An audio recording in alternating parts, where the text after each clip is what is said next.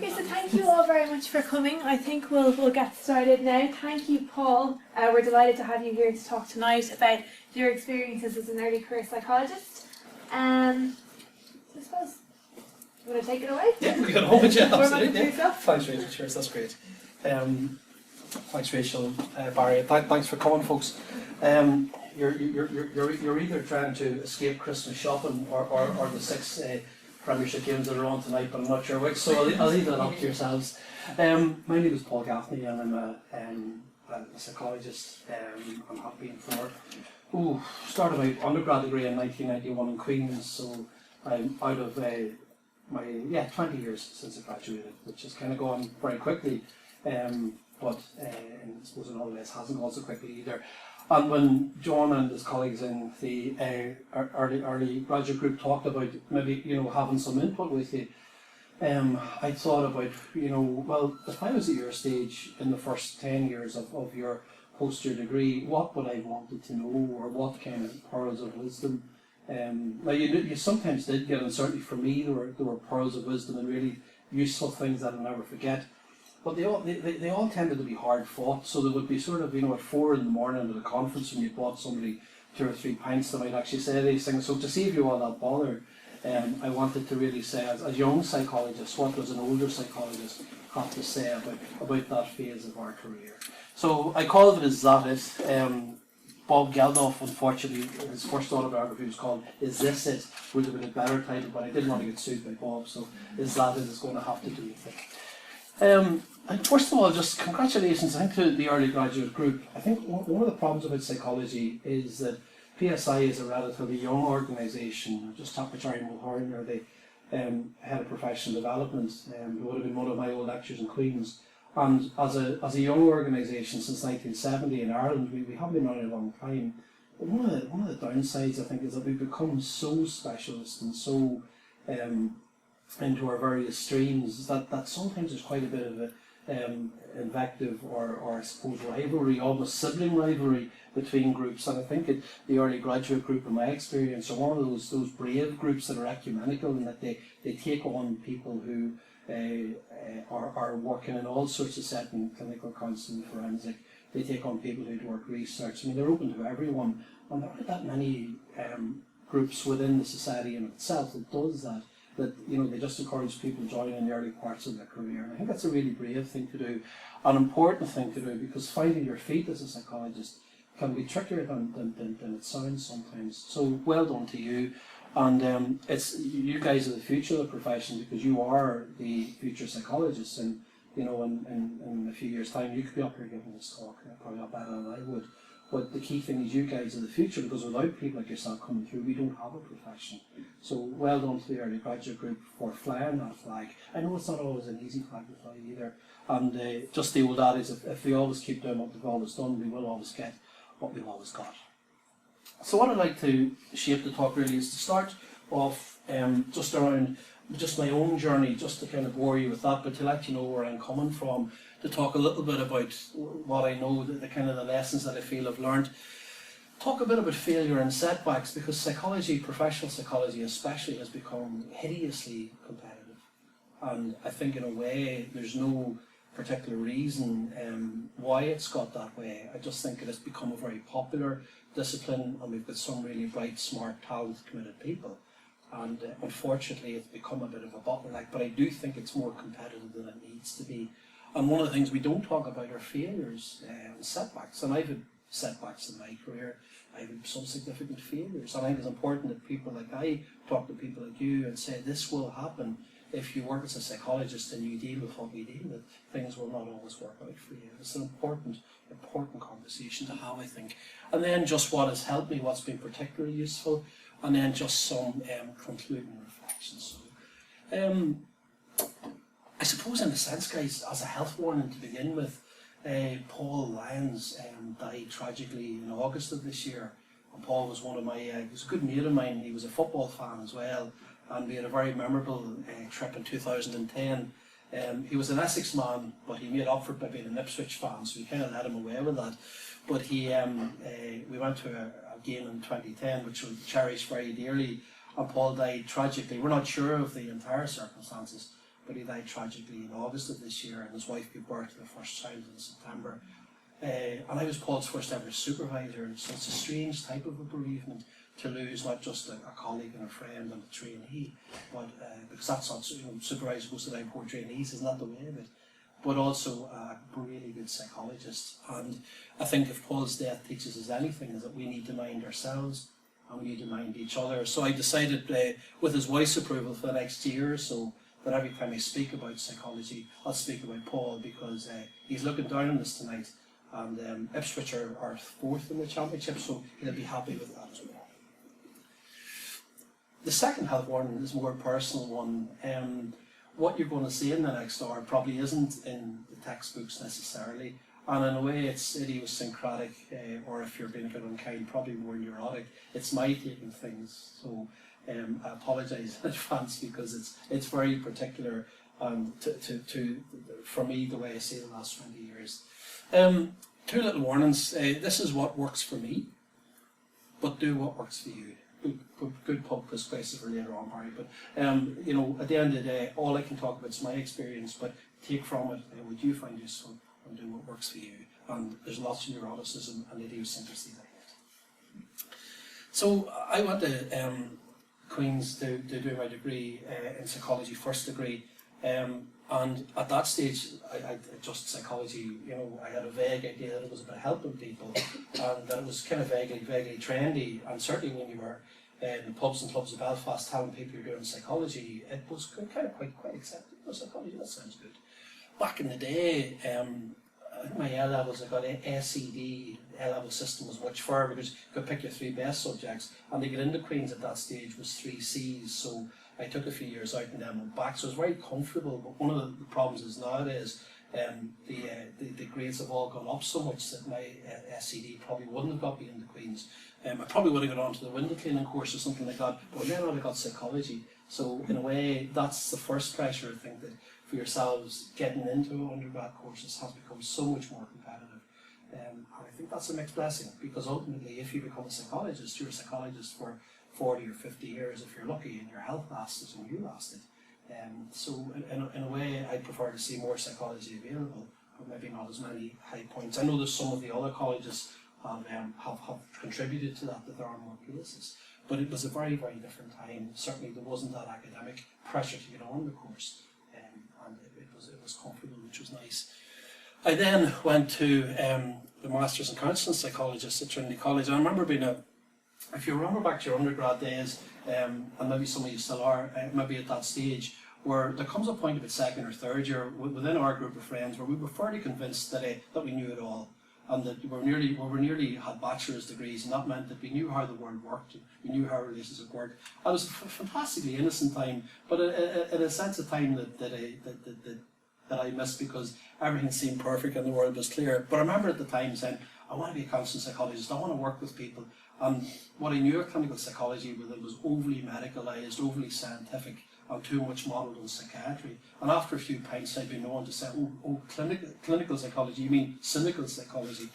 But the realities of the 90s kicked in, and I finished my counselling psychology masters, and signed on. There was no work and there were no jobs. But luckily enough, my second placement on the counselling psychology course had been under the supervision of a clinical psychologist who opened my eyes that there's a lot more to the clinical psychology than diagnostics and working with psychiatrists. And I was lucky enough to, in the same year, go from the counselling psychology doctorate across the corridor to the clinical psychology course in Trinity as well.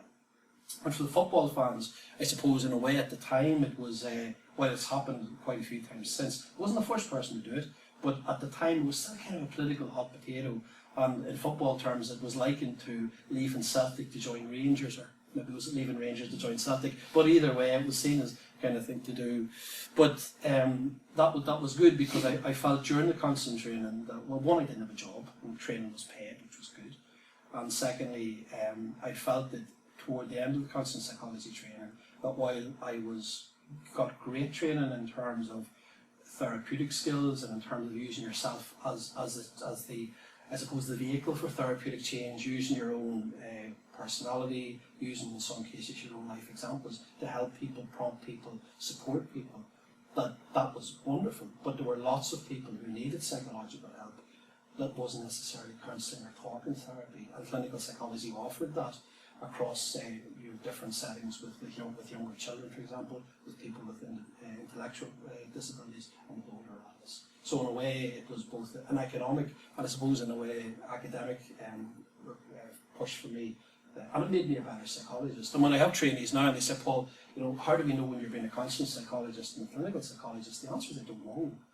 You just do what seems to be the thing to do in that moment in time. But probably the way I sum it up is counselling psychology taught me how to be with people in distress. Clinical taught me what to do. They're not mutually exclusive, but for me that's kind of how it worked. And then I got my doctorate in clinical psychology after 8 years. A proudest punch and family at the graduation, and picture was back on to Granny's fireplace, the third picture in my instance, and I found myself in a grandly titled job called basic grade clinical psychologist. So all of that champagne and haughtiness and Funsquare and Trinity was soon blown away when I got to Calvin and I was told that I was a basic grade clinical psychologist, which was great because it was a job, and a good job it was too, because it allowed you to in those days there were 2 psychologists in the county, so we saw literally everything, and my colleague was delighted to see me because waiting lists in some places for 4 years, so it was good to get. It was a great first job because you did a bit of everything. And it was great. Back in those days, there were so many vacancies at senior level that it was a competition, really a lottery. You got to your 2 years post-qualification and you took whatever senior job you wanted. It's changed a lot since then, but back then it was essentially dead easy. And a lot of the competitions for the temporary posts, you knew you were the only candidate. And that's changed since, probably changed for the better. But I moved to that CAMS job in 2002. And then, I suppose in 2004, I began to realise that there was more to working with children than sitting in a clinic and meeting people who thought that sitting in the clinic with me was a good idea. That there was more to it. And I began to work with some colleagues who were working with much more hard-to-reach children, or children who are in the care system, which dubiously seems to mean that if you're in the care system you don't qualify for psychological help the way some kids do who aren't in the care system. That's still a problem that we face at the moment. But I decided I liked these guys. It was Castlevania, close to where I'd grown up, and I felt very much at home. And literally I remember being given in 2004 on equipment alone €100,000 budget. We bought pretty much every test that was going. We even bought a smell test because we had money.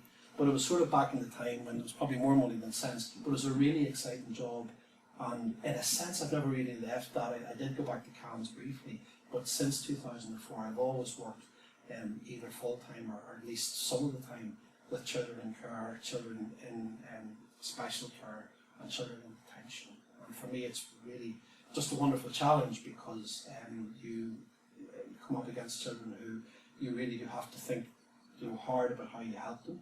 And they all haven't asked for our help, which means that how you approach them needs to be quite different. So, any of you who are thinking about jobs in Tulsa, there's a lot of bad publicity out there about jobs in Tulsa. Social workers are just fine to work with, the same as any other professions. They, like us, have their hang-ups and their idiosyncrasies and their preferences. But I find it fine. So there's a lot of soothsayers or naysayers saying, oh, social workers are going to send them around. No, they're not. There are things that psychologists do and do very well that other people aren't able to do as well. And that's the same with any group of professionals that you deal with. So guys, that's the first 10 years. I was in London recently. One of the great things about being able to train as a psychologist is that it opens up so many other possibilities, and usually once a month or so I build up some time in lieu and some holiday time and do a bit of consultation and training work, normally in the NHS with a company in Leicester. I met one of my friends in London, and just my 3 closest friends, we all did a psychology degree, but we all took different directions, and I thought it'd be good just to show you the directions that they took. Katrina was a bright spark in our bunch. She got a PhD, and she got a bright spark, so I was delighted to scrape the 62 and the 2-1, which meant that I could get on to a training course. Katrina got a very, very high first, and was always the person who, just before the exam, who would calm you down and tell you that the answer was maybe more obvious than you thought. She now runs her own research consultancy. That's her part-time job, but her real passion was always food.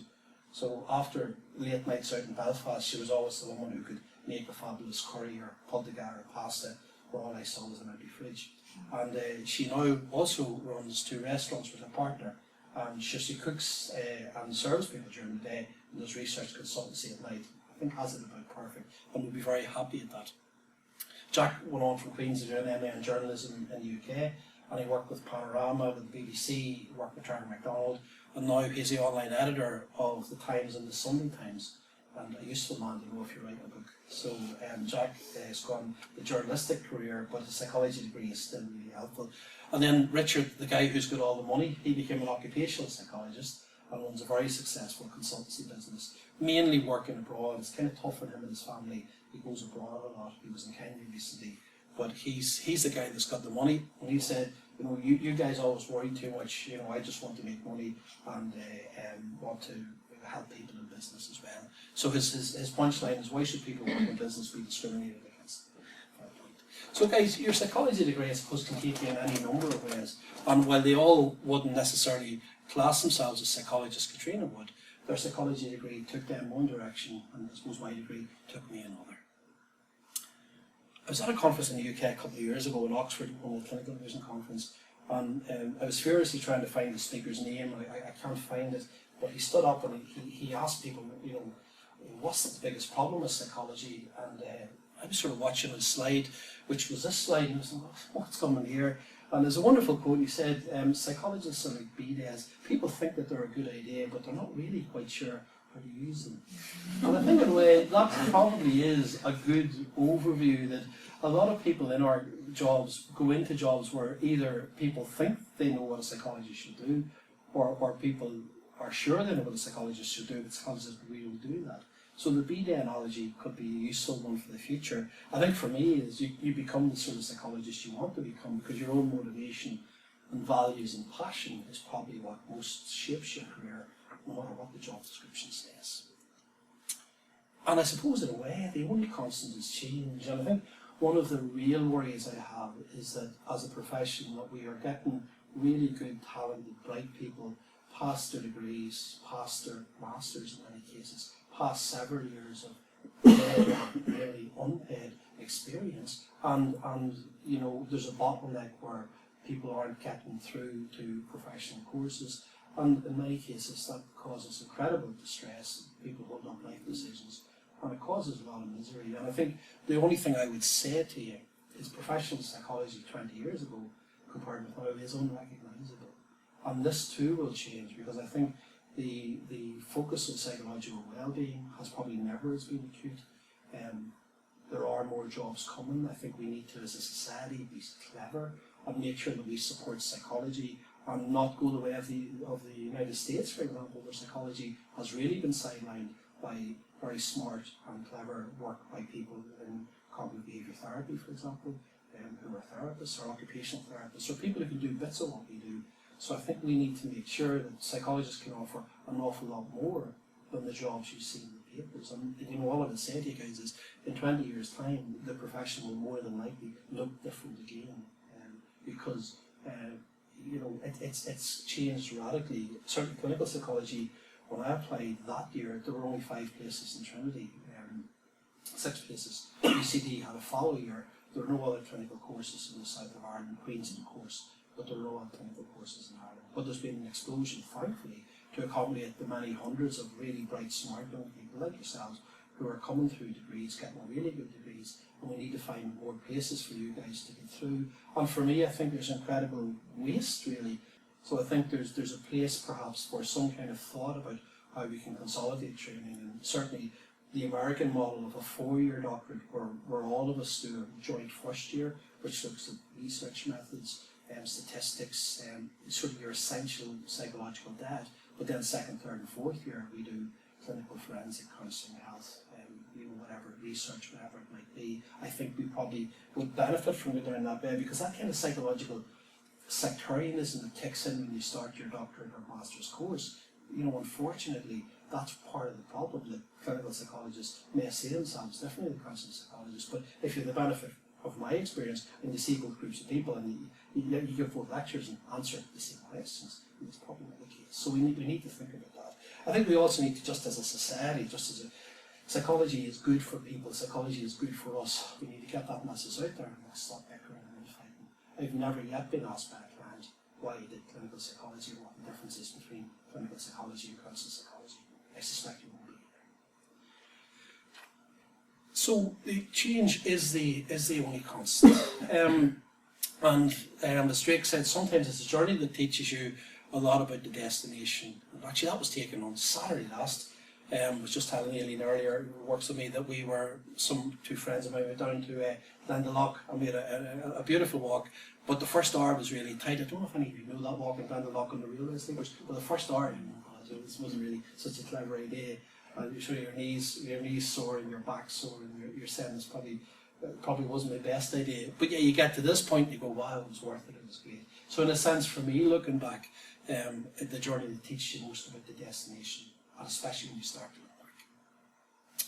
So lessons from the road, guys. I think the first thing is if you are a well-paid professional in a profession which is growing and which a lot of people are envious of, the amount of people I work with who said, I should have done psychology, I should have trained as a psychologist, because it allows you to do so much. You will come across conflict, and sometimes people don't like you just because you're a psychologist, because they think we're overpaid, overrated and underworked. And I've never yet worked in a job where there wasn't at least one person who had that opinion and uttered that opinion fairly regularly. And the point we make here is that conflict is inevitable, but combat's optional. So you need to be comfortable with dealing with conflict, differences in opinion, because you will see that, and you will see it very, very often. And sometimes people are just unhelpful, and in a few cases just poisonous, trying to stop you doing your job, or trying to get in the way. If you're really unlucky, there's more than one. But that is a reality of the jobs that we do. And for me, it's just remembering that we have to interact and be open to such people, and that even though they may not like us, or even though they may be critical of us in our profession, that there's sometimes, and often, maybe more often than I'd like to admit, is some merit in what they say, and there's some credibility, and the feedback can be worth listening to and can be valuable. However, you do need to hold the line, and we do have our own ethics guidance, we do have our own policies, we do have certain documents that we, particularly the Code of Ethics, that we try to keep in line with. So you do need to stand your ground when you need to, and hold your line on your own practice as well. But guys, there will be difficult people, and people aren't going to pay, relative to the industrial wage, a lot of money, and say, isn't Paul a wonderful man? He really likes helping people, isn't that great? That's not the reality. But has it made me more analytical, more thoughtful, more careful? Maybe it has. So remember, combat is optional, but conflict is inevitable. So get used to it, and you get used to dealing with it. I think for me, I've been really blessed in my career, where I've met really, really good people, both at and a lot of conferences late at night. The way psychologists are trained is a wonderful, really apprenticeship model where you will have, through kind of master's stage, or even if you think you're undergrad with your thesis supervisor in a way, or any of your tutors, but we have that kind of apprenticeship model where you learn the professional courses, you learn on the job to a large degree still, which is wonderful.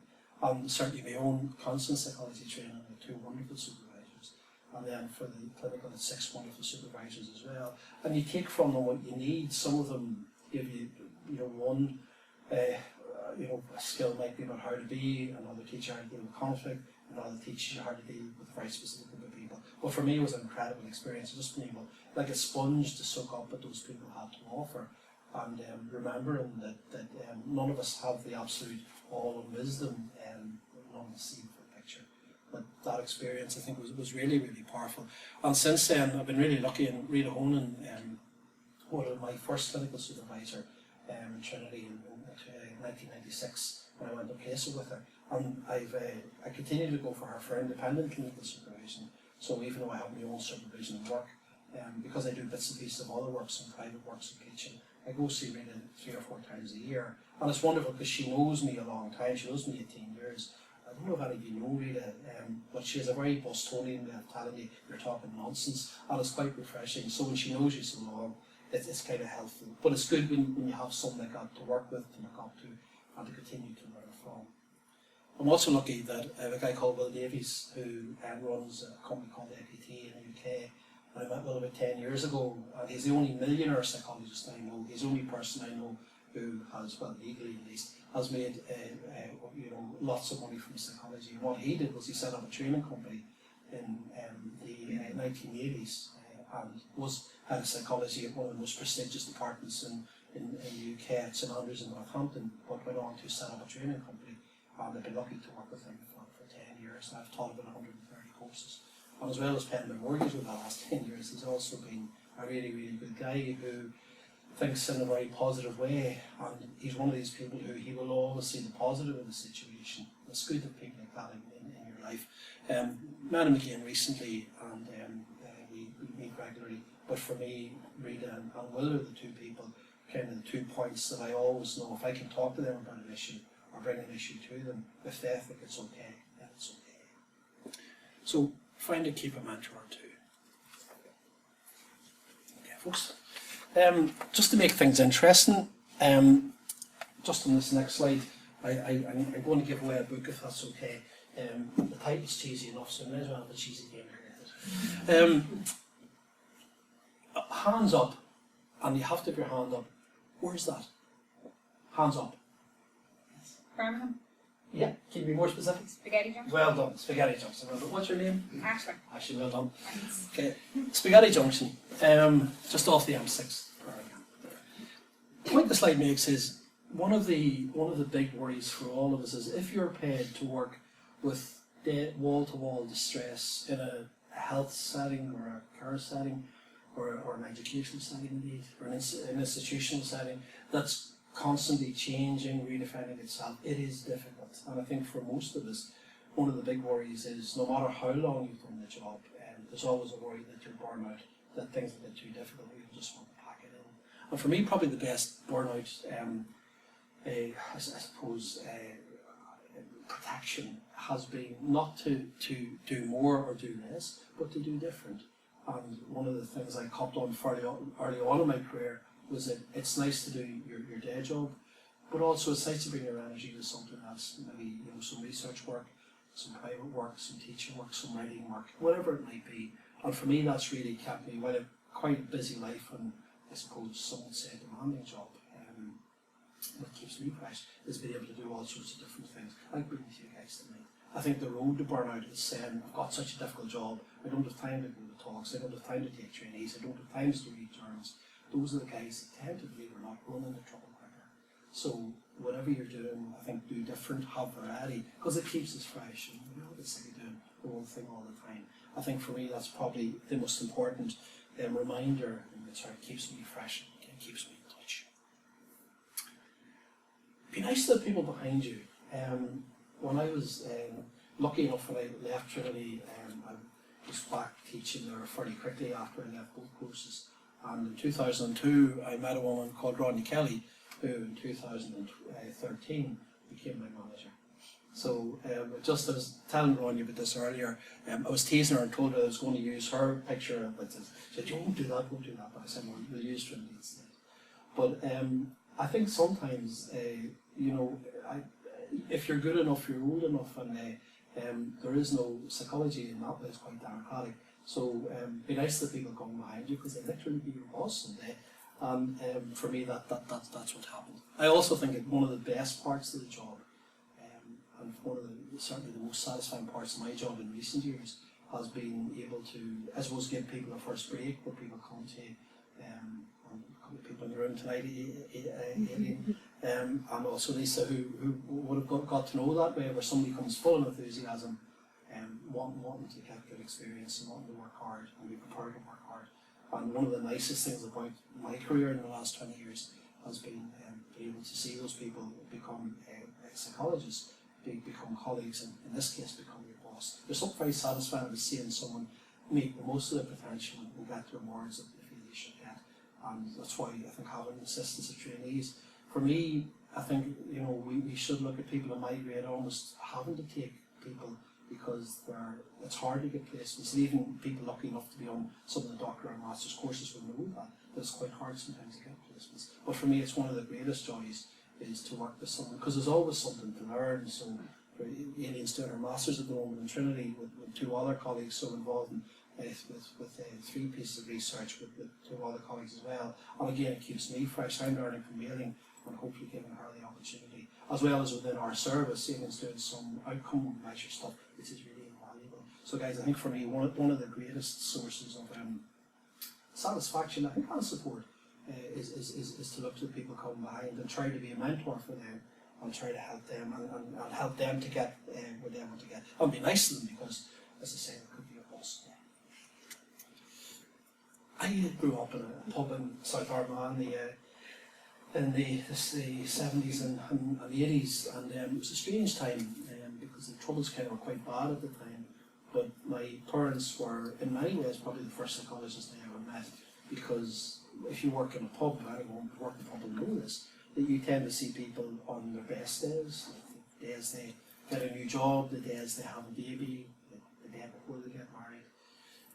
You also tend to see them on the worst days, the day they lose that job, the day their marriage falls apart, the day they lose a partner or lose a child. And in a way, the alcohol probably brings this thing along, and the people have conversations in pubs. And in a way, it's very similar conversation with psychologists. And certainly, as a young person, as a teenager growing up, I became acutely aware that people were telling me things just because I was the guy behind the bar. And in a way, is that like psychology? It's probably more like it than I'd like to admit.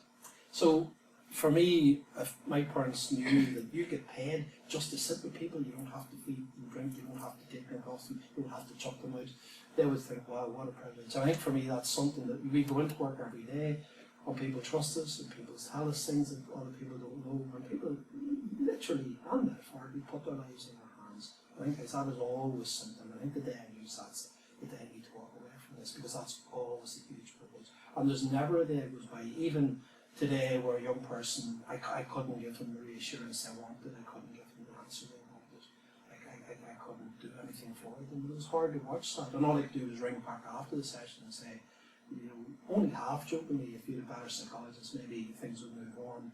But we'll see her again Friday, and hopefully things will do, because it's a huge privilege.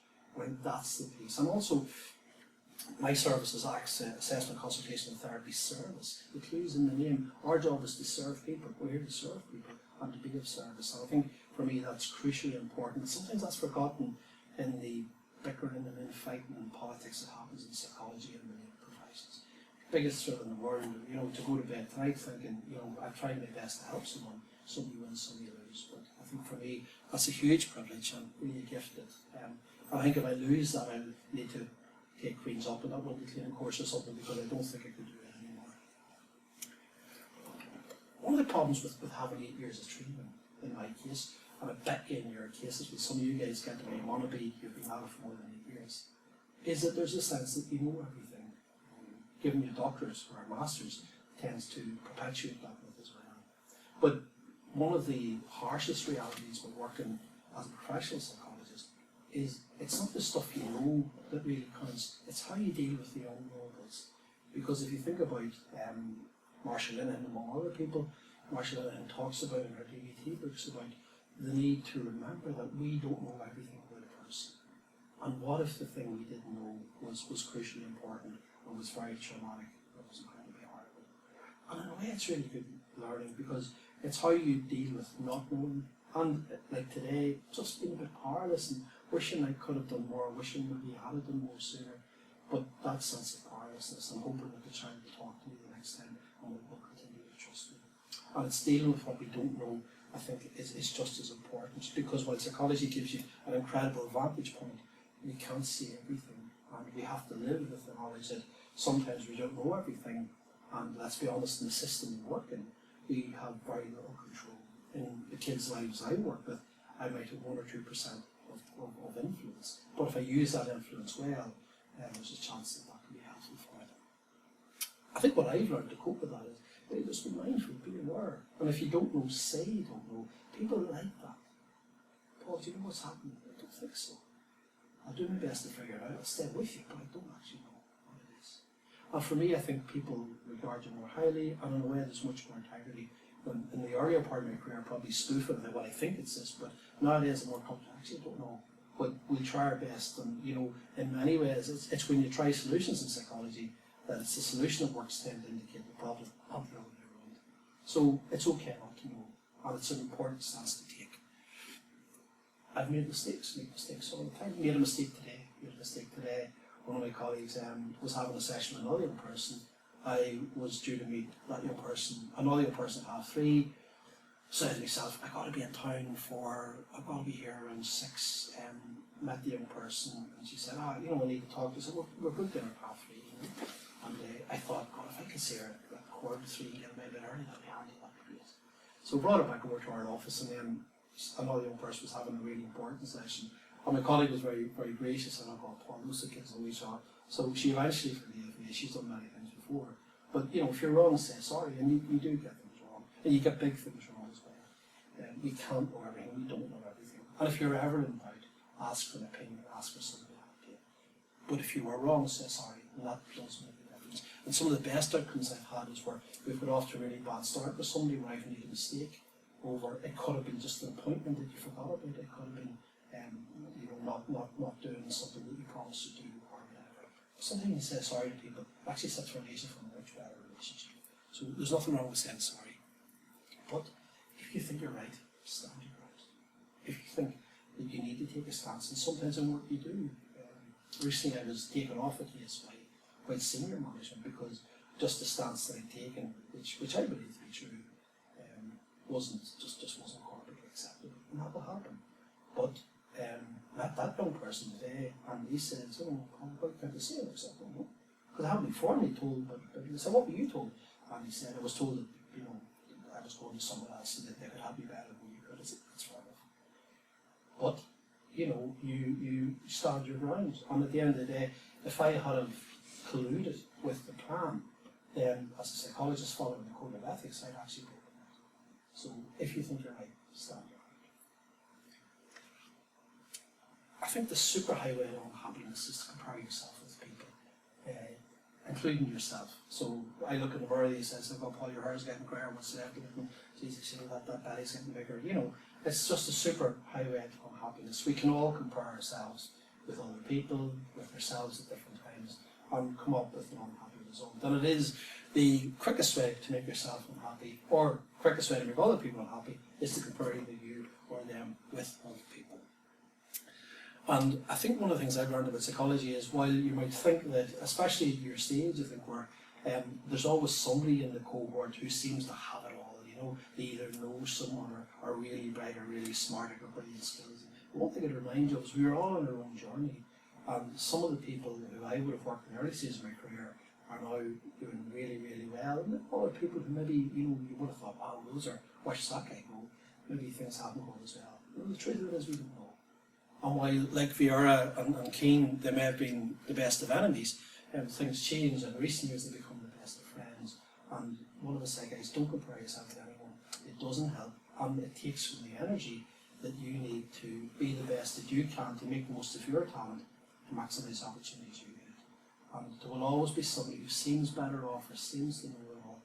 Guys, when you get to know some of these people up close, everything's life looks different from the outside. Don't compare. Really important. Don't compare. Keep a log. One of the most helpful things I've found over the years was, and I don't do it every Sunday. I wish I could stand up here and tell you that I do. I don't do it every Sunday because the lure of either the Spanish football or the fall or whatever it's going now can sometimes be too strong. But one of the most useful things I've found, and it's only through looking back over it, is ideally weekly, is just note something that you did well, something works that you really did well. Because we are problem solvers, and in my job, in most people's jobs as professional psychologists, your reward for solving one problem is another problem. If you solve a really difficult problem, you get a reputation for solving really difficult problems. So your job, my job, is to solve problems. That's what we do.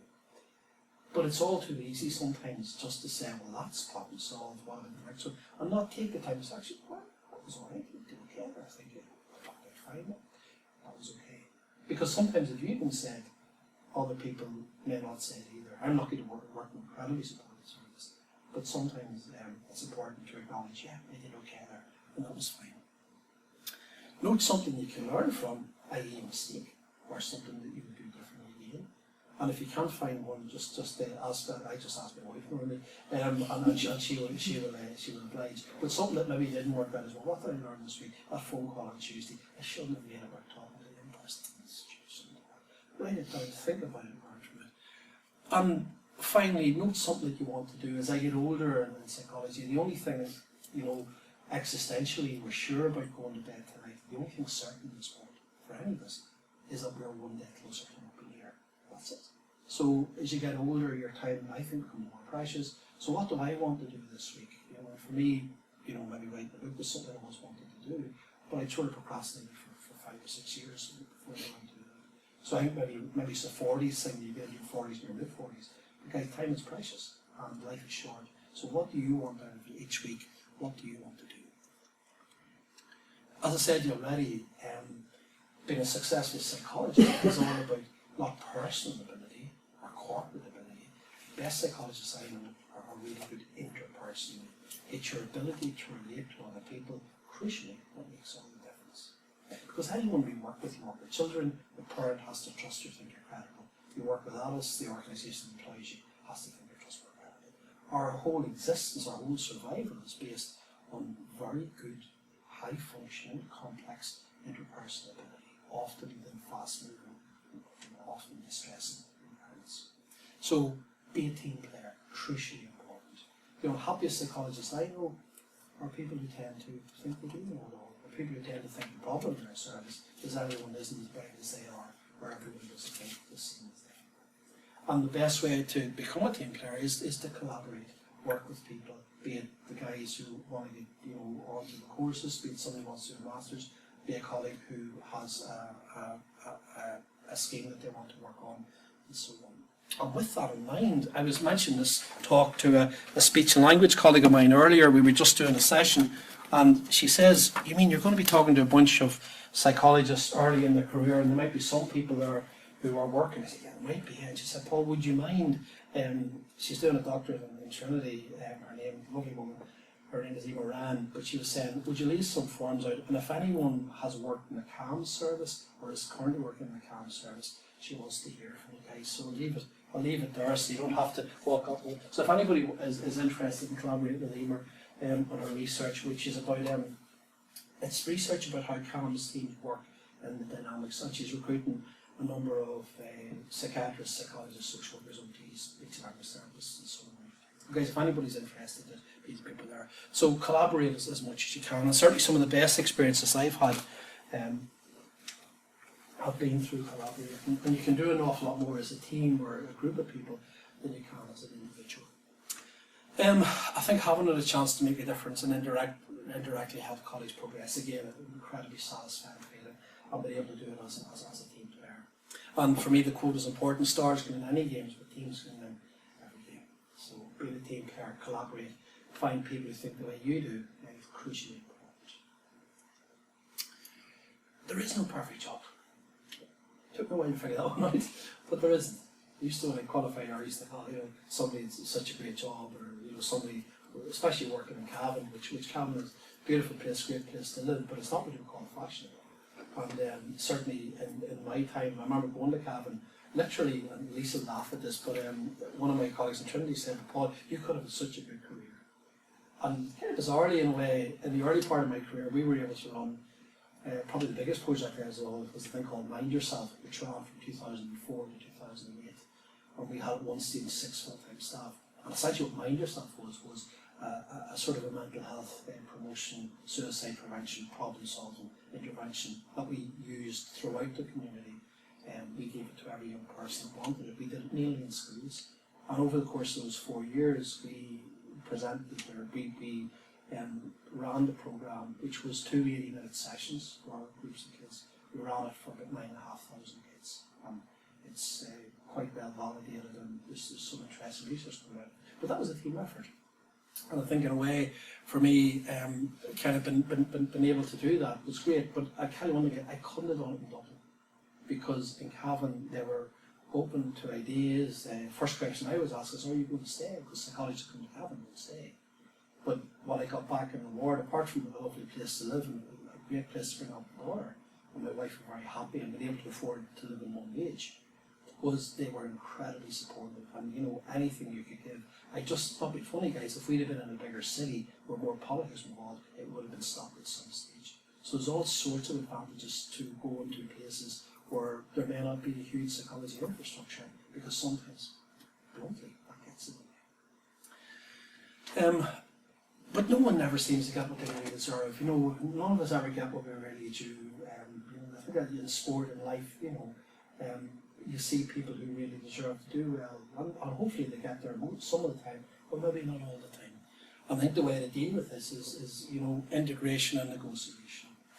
The perfect job mightn't exist for me, but when I gave up that idea, I realised how lucky I was to live in Gaffney and all the benefits that were there.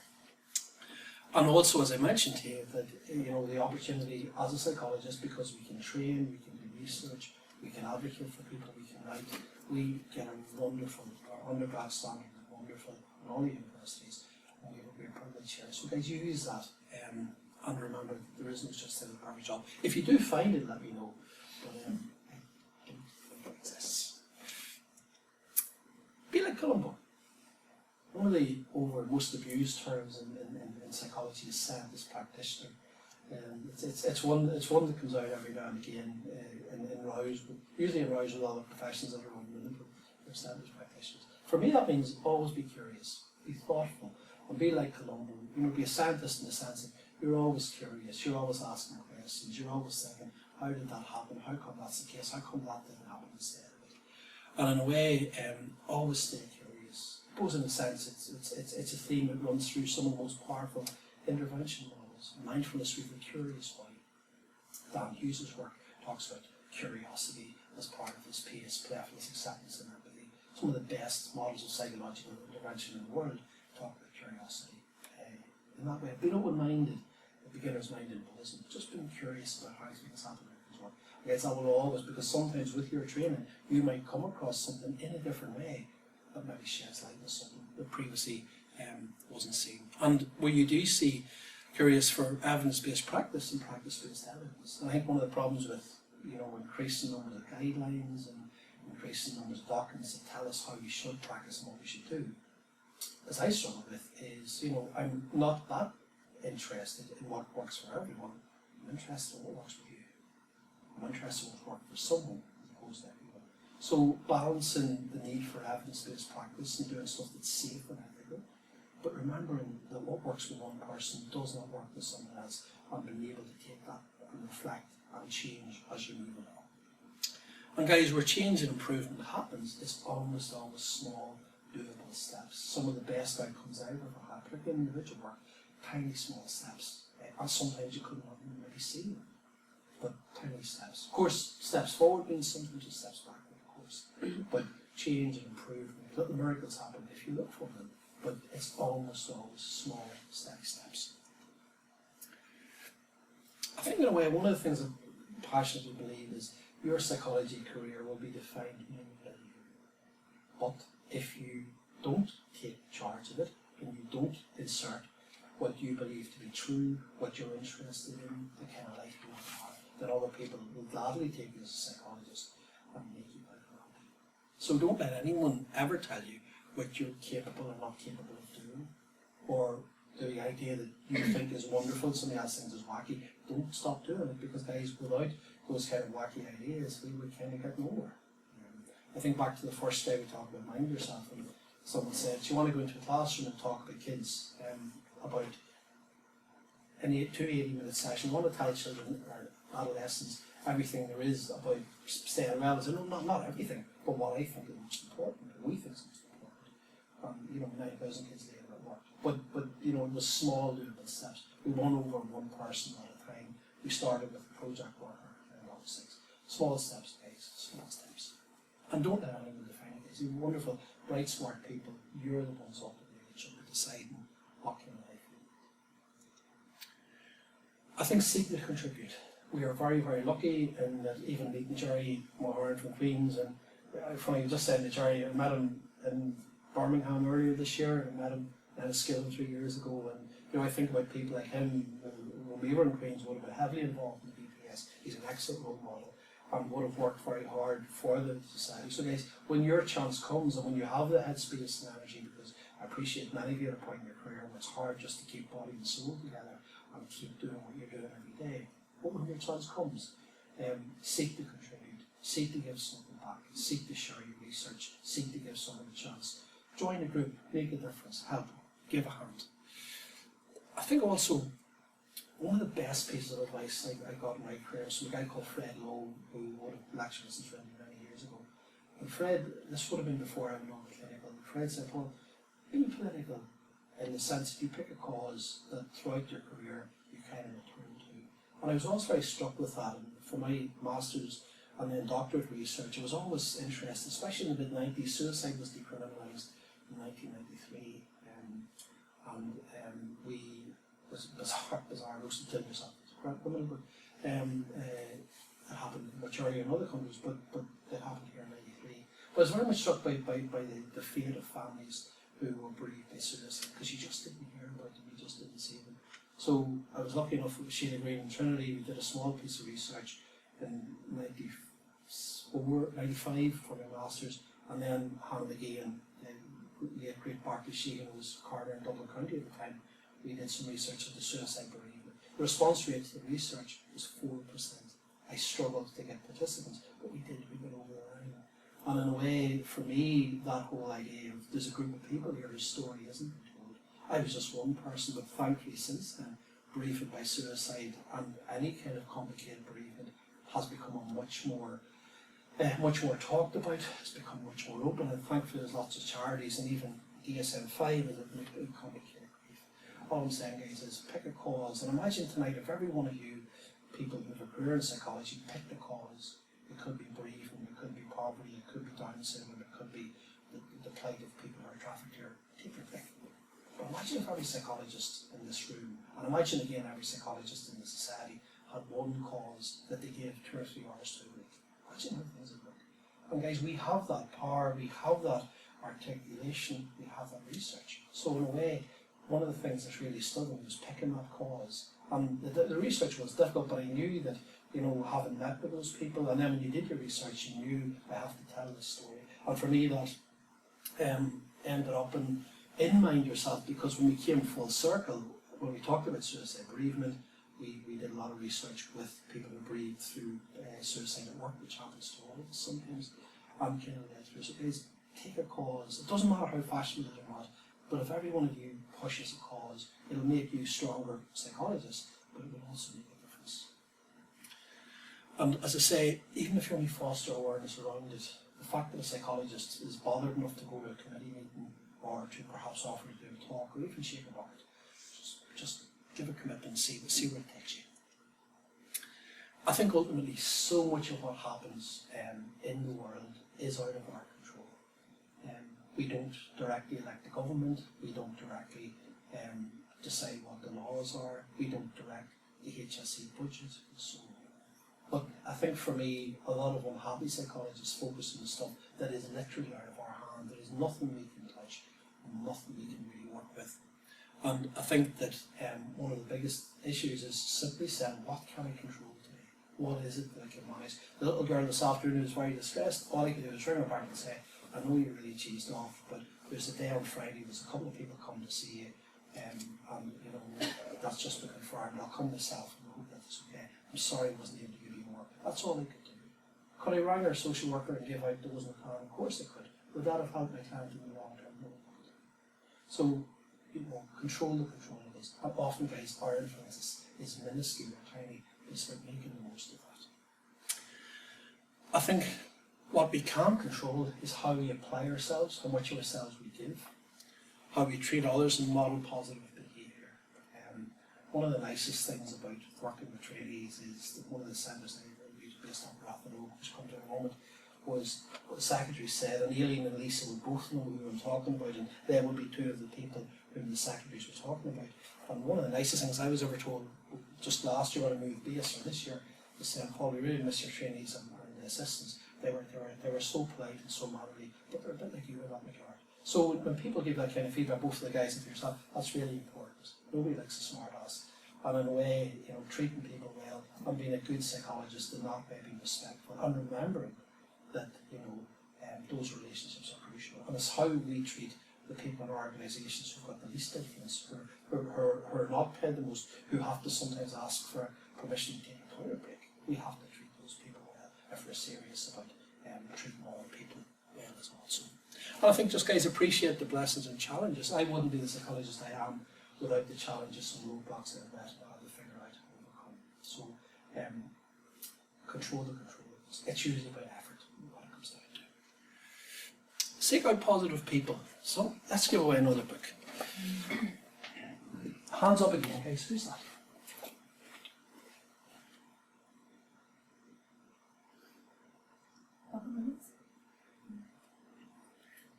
I'm going to give you that. I think you deserve that. What's your name? Very well done. Thank you. It's a character Robin Williams played, a guy called Patch Adams, who was actually came to Dublin in, I think it was back about 2000, and Robin Williams played Patch in the film. He's still going actually, but he has a lovely book called The Sunday, which is about health. But he writes really nicely. If you want a different take on how healthcare doesn't always need to be run by private insurance companies, it's worth looking at. Robin Williams played it. Well done. As Patch, it's not the best of pictures, but Patch Adams. He also would have been initiated, or would have been one of the initiators of wearing red noses. He was a medical doctor who used to test it. But like Patch Adams, seek out positive people. There's always people within psychology or within the places you work or you teach or you contribute who will steal your time. They want to come in and steal your time. And there's also what I call serial complainers. When somebody comes and complains and you empathise with them and you give them time, you suggest perhaps a potential solution, and they come back the next day and have done one of those things, just want to complain again. The best thing with those guys is just try to avoid them, because your energy is precious. And remember that, you know, when you're not a psychologist, say you're not a psychologist. My wife was saying to me last night, just a friend of ours whose son has just started national school and just gone through just a difficult time. And he said, I'll ring her tomorrow and talk to her. But my wife was trying to explain the dyspraxia assessment and how it wasn't carried out. And when I have a look at the assessment test, I'll do it tomorrow. But you know, you're always giving out to me about being too much of a psychologist, too much of the time. So take your game for yourself. You can't care about people all the time. Well, I can't. Maybe you can't. I can't. And that's something you learn too, because I think when I qualified, you have this sense of I'm a psychologist 24/7. You're like that man, but you're not. And you need time to not be a psychologist. You need time to be have fun with your friends. You need time to kick back. You need time to be Paul. So, but it helps if you're around positive people, both in your work life and obviously in your personal life as well. Those friendships become even more important. I think, guys, failure is important, and it's important to remember that we will always, in a system where, with the best will in the world, we don't control everything.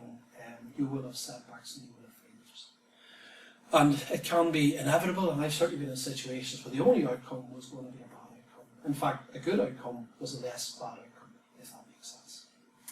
But setbacks provide learning experiences. Probably the biggest setback. Biggest failure of my career was being the psychologist attached to this unit, which was closed in the hail of publicity just over a year ago via the 6 o'clock news, where HIC had done an inspection and the HSE had decided to close it for reasons that are still not 100% sure, but they did, and that's sad.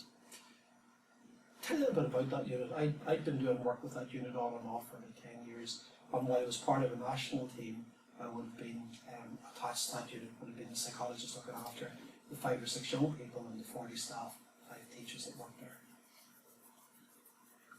We did a survey in 2013, about 10 months before the closure, and we contacted kids who would have come there to stay, and it would have been kids who were out of control, who nobody else wanted, and in some cases on the way out from secure detention. So some of them was needy kids in the care system, and in a sense it was an intensive care unit in the care system, if that's not stretching too far. So in 2013 we asked these questions. So we asked all our referrers, 12 out of 22, not a great response rate, but a response rate at least. 90% of people said the service had helped. 75, the rating of 75, so guys, it was a Likert scale, so converted it. I should have left it Likert, but 90% rating that the service was helpful, 75 that the young person benefited, and 100 that didn't agree with it again. Not bad, was it? Not bad. And that was following on from a series of very positive HICWA reports from 2005, where they said was working there at the time, young people were interviewed, were positive about the care they received to a degree not often articulated by young people during inspections. Staff did not resort to measures such as locking, restraint and locking doors. So far so good. I would have went back to my CAMS job in 06, 07, as we were adopting a child in Vietnam, and I knew that because this was quite a lot of travel involved, I needed a job that was a bit closer to home, but I came back to in 2011 when we adopted Amy. And in 2010 actually, the report said you need your psychologist back, psychologist crucial, you need your psychologist back. In 2012 they came back and they said, just a year before the closure, they said this unit provides good service to the young people, managers and staff present as a committed quality care team.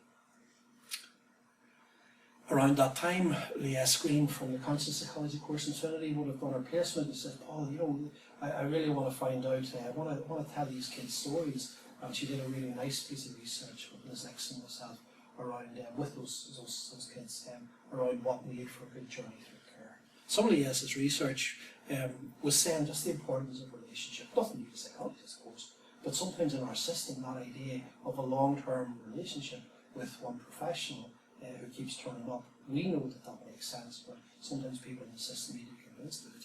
So Leah's found some of the following.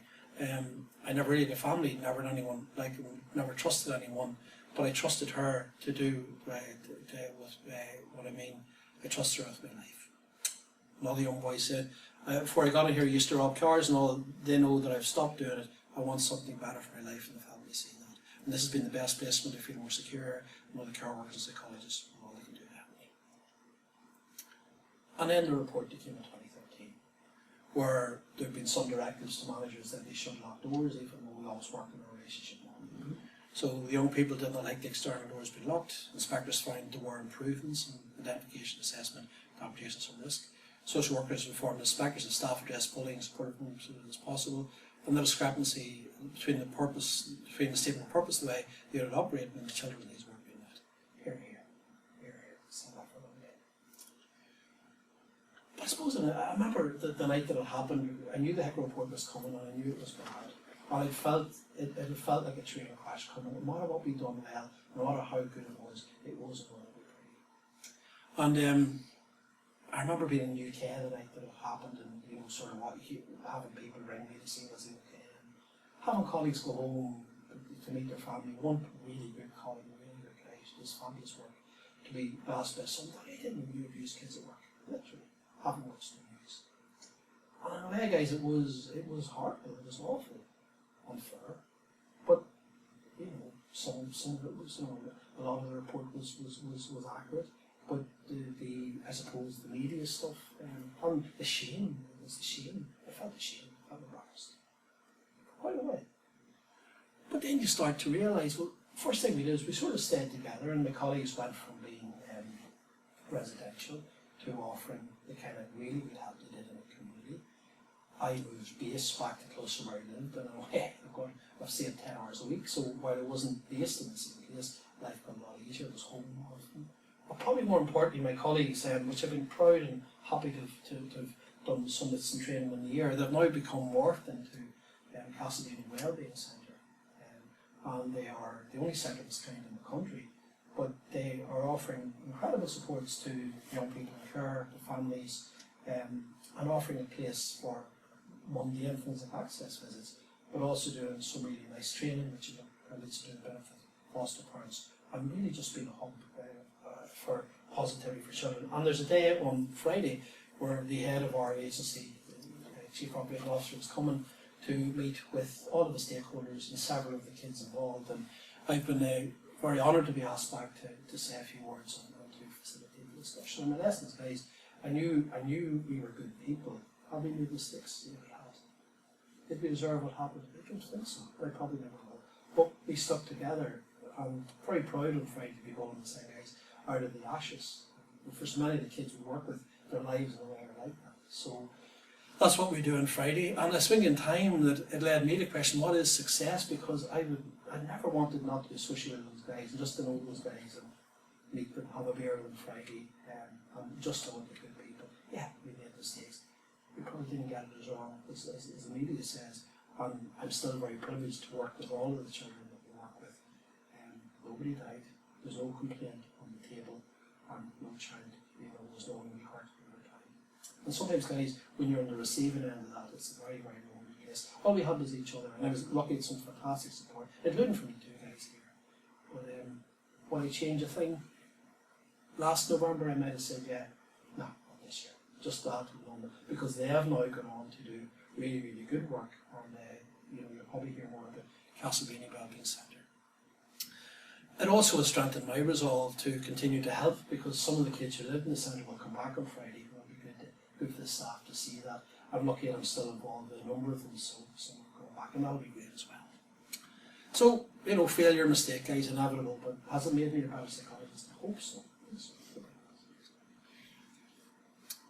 So, what has helped me? So, last part, what has helped me, I suppose, stay a psychologist, enjoy the career, to be honest, enjoy it now more than I ever did.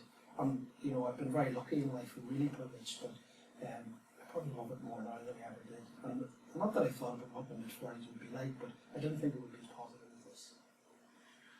And for me, I think one of the things I've learned is that psychology has allowed me to get into situations where we've been able to affect change, but take risks.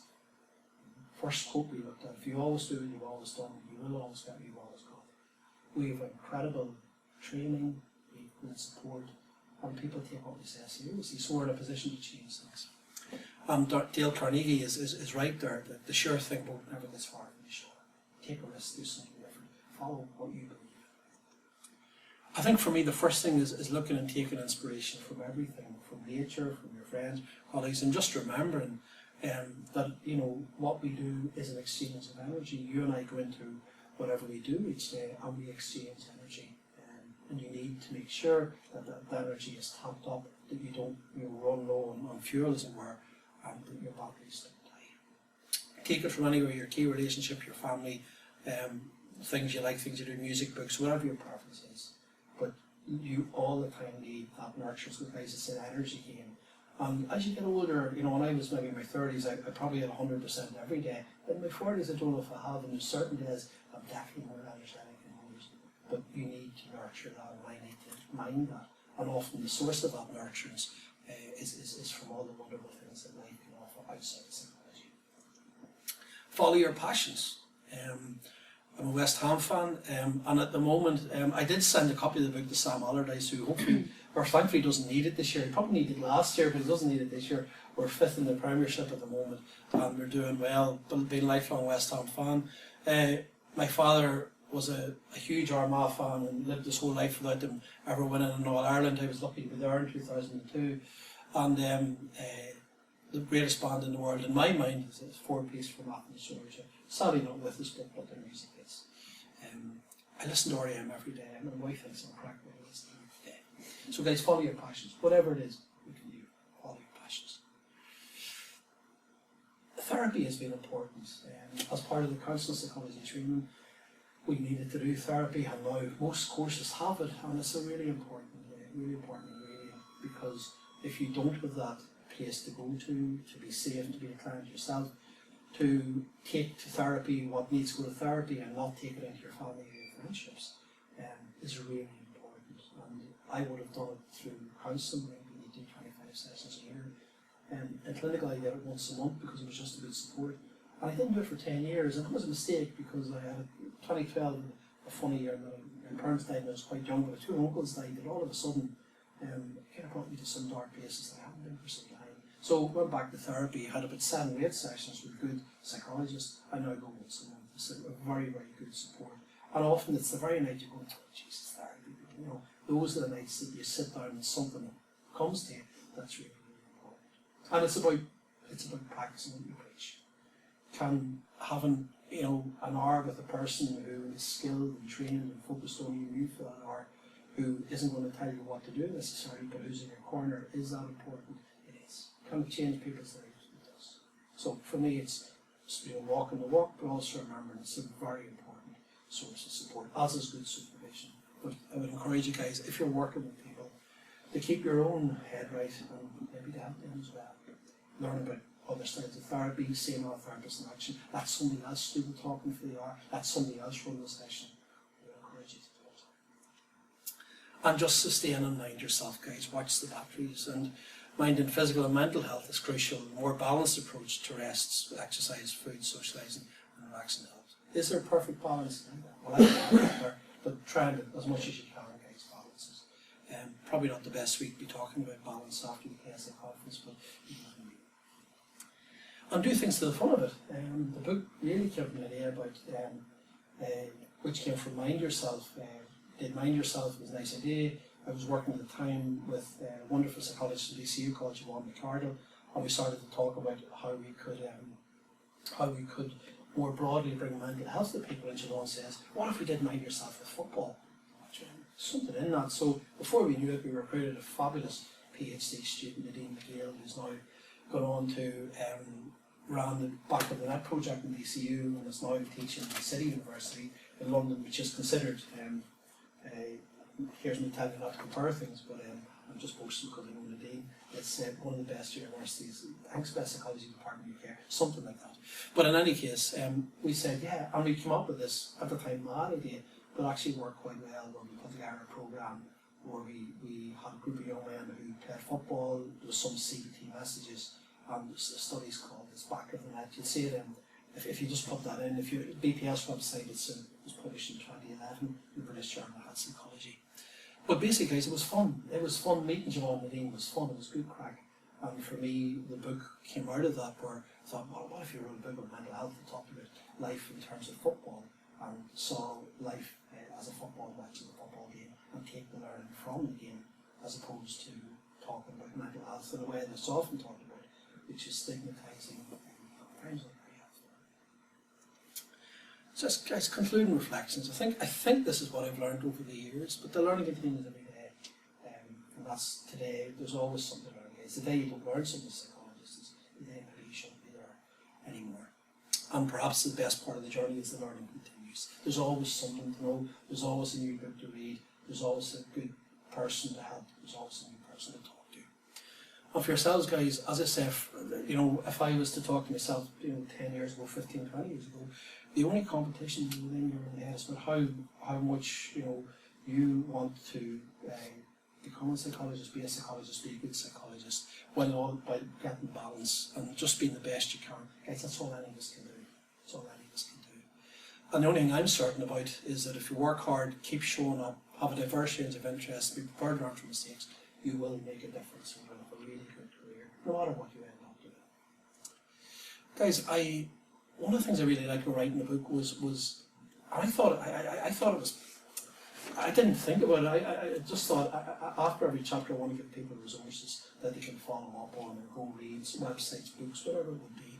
So what I've done is I've picked 10 of the books that I found most helpful, not as being a psychologist or the theory stuff, but just about working in life as a psychologist. And this is the Dan Gilbert's Stumbling in Happiness, possibly the best psychology book ever written. Brilliant Harvard social psychologist, great guy to listen to.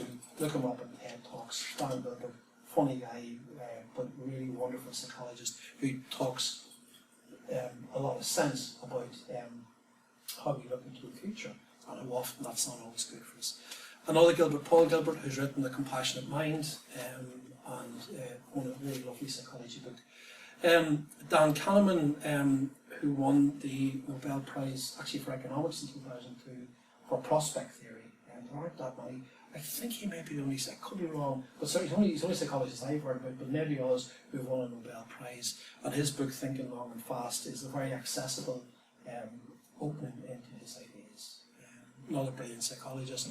See him on YouTube as well. Sheldon Kopp, If You Meet the Buddha on the Road, Kill Him, The Pilgrimage of Psychotherapy Patients. Old book, but a book that I always keep returning to. And Kopp teaches us that at the end of the day, we are here for our own lives, and ultimately we can do whatever we want, but as long as we take responsibility. It's a lovely old book, and I keep returning to it. And at the end of it, there's a thing called an eschatological laundry list. Have a look at that and see what you think. Lippensall is a book called Simply Enjoy Every Sandwich, Living Each Day as If You're Last. I can't tell you anything about that book, I'll spoil it, you just have to read it. George Lewis is an advertising executive, but he's got some interesting things to say about using your talent. Henry Marsh, this was a really hard decision. There was a psychotherapy book that came out recently that was brilliant, but I just read this book on my last trip to the UK. Henry Marsh is a neurosurgeon, and this is a talk about how his life has affected him and his work as a neurosurgeon. Really wonderful book, well worth a read. In terms of self-care, this is probably the Bible. In terms of psychology, John Norcross, a giant in psychology, you probably remember his name from psychotherapy research. James Guy, the guys have written a lot of good stuff over the years. This is a really good book and probably essential reading for any of us who work with people every day. Guys, I think I'm going to give Rachel the slides and then we can arrange to get them to you. Don't really have to copy stuff down. Okay. Paul Pearsall, brilliant book. How could you walk past a book called The Last Self-Help Book You'd Ever Read? How could you walk past that? I found Paul's books in the States, but he sadly died a couple of years ago. A Hawaiian psychologist, but a really, and a neuropsychologist, but lovely, accessible writing style, and a guy who really didn't get what he deserved. Paul Pearsall should have been winning prizes for writing books. Wonderful stuff. This is probably his best book, but there are several others that Beethoven Factor and so on. And finally, probably the guru of gurus, as far as I'm concerned, the wonderful Irving Yalom, The Gift of Therapy, Reflections on Being a Therapist. Yalom's work is exceptional. He writes superbly, and for me, he reminds us that ultimately we're all on our own journey on the planet, and often our humanity is all we have to offer. Lovely story about Irving Yalom, who'd be in his 80s now. A young colleague of mine, Tony Webster, would have been an assistant for a few years. Tony's working down, he's doing his doctorate in Limerick at the moment. And Tony was one night had one or two more glasses of wine than he should have had, and he was listening to some Joni Mitchell music. So he decides to email Irving Yalom and says that Irving, I'm just listening to Joni Mitchell's song, and it reminds me of something you've written. Yalom replied and said, thanks Tony, nice to hear from you. And my daughter writes songs, and I'll tell her that and see what she thinks as well. And it's something I've always found, guys, the giants in psychology and mental health, they're really great guys. Pat McGorry, who some of you will know from his wonderful work, had written a foreword for the book, and I just texted him a number of people, written a review, and Pat was back like within 2 days. Probably certainly one of the best ones, psychiatrist in the planet, one of the best in my opinion. And recently I just sent him a quick email saying, Pat, I still haven't got a copy of the book to you. I'm not sure your postal address. And within 15 minutes, 20 minutes, he's back here at this Paul Hotel. I was like, oh, wow. The best guys are always the most generous guys. It's one of the nice things. But Irv replied back, guys, a couple of websites that I found useful as well. The Mind Yourself site is still there. APT look after that now, so they take care of that training, but there's some useful resources there. Wonderful website, Zen Habits, Leo Babuta's work. I use this a lot in terms of motivation work, but I find it good for myself. Family Lives, really useful family site. Steve Biddulph, one of the parenting gurus. Authentic Happiness, Martin Seligman's positive psychology site, wonderful site. And probably the best of the whole lot, getselfhelp.co.uk. If you're working with people therapeutically, this is an absolute treasure trove of resources, dealing with all sorts of therapeutic pieces, all sorts of downloads, and it's something that I use all the time. At least I will know if you use it all the time. So guys, if anyone wants to pick up a book, you don't have to, but there's some books here if you'd like to. And you'll be happy to know that I think the price is €12, but we're going to, if anyone wants one, they're €10 tonight, which should be within your Chris Kindle maximum. We thought we kind of aim at that, your Chris Kindle limit. And Aileen, when she's not trying to organise the Nathan Carter fan club down in Trinity College, she works with me, and Aileen's kindly agreed to, if anyone wants to pick up a book, you can, you're very welcome. Guys, thanks for your attention. I hope this was useful, and that's it. Thank you.